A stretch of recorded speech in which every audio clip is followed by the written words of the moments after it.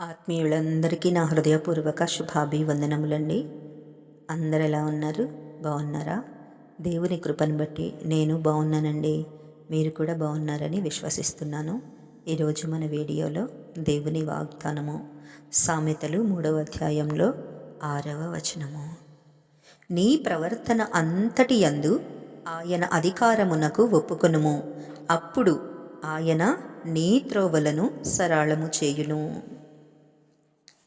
నా ప్రియమైన సహోదరి సహోదరులారా, మీ జీవితంలో ఎప్పుడైనా నేను ఏం నిర్ణయం తీసుకోవాలో తెలియడం లేదు అని అనిపించిందా? నా ముందున్న దారి చాలా కష్టంగా ఉంది అని అనిపించిందా? వ్యాపారంలో, చదువులో లేదా కుటుంబ సమస్యలు మిమ్మల్ని చుట్టుముట్టాయా? అయితే దేవుడు ఈరోజు మీతో ఈ వాగ్దానం సెలవిచ్చుచున్నాడండి. ఈ వాగ్దానంలో నుంచి ఒక 2 పాయింట్లు నేను మీకు వివరించి ప్రార్థన చేసి ముగిస్తానండి. మొదటి మాట, ఆయన అధికారమునకు ఒప్పుకొనుము. అంటే నా ప్రియులారా, మనకు కష్టం వచ్చినప్పుడు మాత్రమే కాదండి, మన జీవితంలో తీసుకునే ప్రతి చిన్న పెద్ద నిర్ణయంలో దేవునికి ప్రార్థన ద్వారా మొదటి స్థానం ఇవ్వాలి. ప్రభువా, నా జ్ఞానం కంటే నీ జ్ఞానమే గొప్పది, నీ చిత్తమే నా జీవితంలో జరగాలి అని మనల్ని మనం దేవునికి సమర్పించుకోవాలండి. మన సొంత తెలివితేటలపై కాకుండా ఆయనపై ఆధారపడాలి. ఇక రెండవది, ఆయన నీ త్రోవలను సరళము చేయును. ఎప్పుడైతే మీరు దేవుని అధికారానికి లోబడతారో అప్పుడు మీ ముందున్న అడ్డంకులను ఆయన తొలగిస్తాడండి. వంకరగా ఉన్న దారులన్నీ, కష్టంగా ఉన్న పరిస్థితులను తిన్నగా మారుస్తాడు.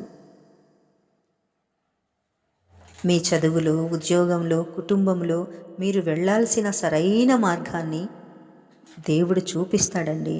మీ భారాన్ని ఆయన మోస్తాడు. కాబట్టి నా ప్రియమైన సహోదరి సహోదరులారా, ఈ రోజు నుండి మీ సొంత ఆలోచనల చొప్పున కాకుండా మీ ప్రతి ప్రవర్తనలో దేవుని అడుగుతూ నిర్ణయాలు తీసుకోండి. అప్పుడు మీ జీవిత మార్గాన్ని సరళము చేసే బాధ్యత దేవుడు తీసుకుంటాడండి. రండి, చిన్న ప్రార్థన చేసుకుందాము. ప్రార్థన. పరిశుద్ధుడైన తండ్రి, ఈ వీడియో చూస్తున్న నీ బిడ్డల జీవితాల్లో ఉన్న ఆటంకాలన్నిటినీ తొలగించండి. వారు తీసుకునే ప్రతి నిర్ణయంలో మీకు మొదటి స్థానం ఇచ్చే కృపను దయచేయండి ప్రభువా. వారి త్రోవలను సరళము చేసి నడిపించమని యేసు నామములో అడుగుతున్నాము తండ్రి.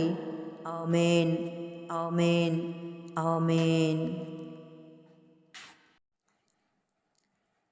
ఈ వీడియో మీకు నచ్చినట్లయితే లైక్ చేయండి, మీ స్నేహితులకు షేర్ చేయండి. మరిన్ని దేవుని వాక్యాల కోసం మన ఛానల్ని ఇప్పుడే సబ్స్క్రైబ్ చేసుకోండి. God bless you.